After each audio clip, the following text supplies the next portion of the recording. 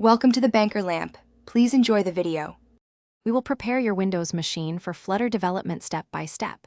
You need 64-bit Windows 10 or 11 with at least 8 GB RAM and 2 GB free disk. Enable developer mode in system settings to allow device deployment. Install Git for Windows and verify Git works from the command prompt.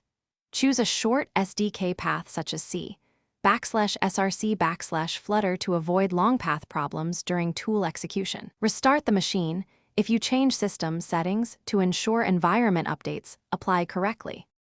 Download the stable Flutter SDK zip from Flutter. Dev and extract it to C/src/Flutter.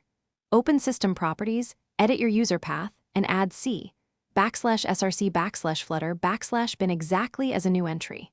Close and reopen PowerShell or command prompt so the path update takes effect immediately.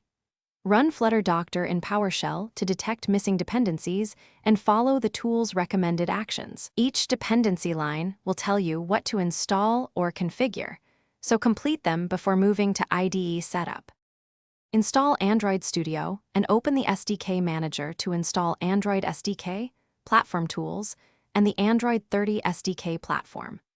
In Android Studio AVD Manager, create an emulator with at least 2 GB memory and a recommended x86 image for better performance. Enable virtualization in BIOS or UEFI if the emulator fails to start. Install the Flutter and Dart extensions in VS Code or install the Flutter plugin in Android Studio to get full tooling support. Finally, run Flutter Create My App and execute Flutter. Thanks for watching. If this was helpful, leave a like and consider subscribing. See you next time.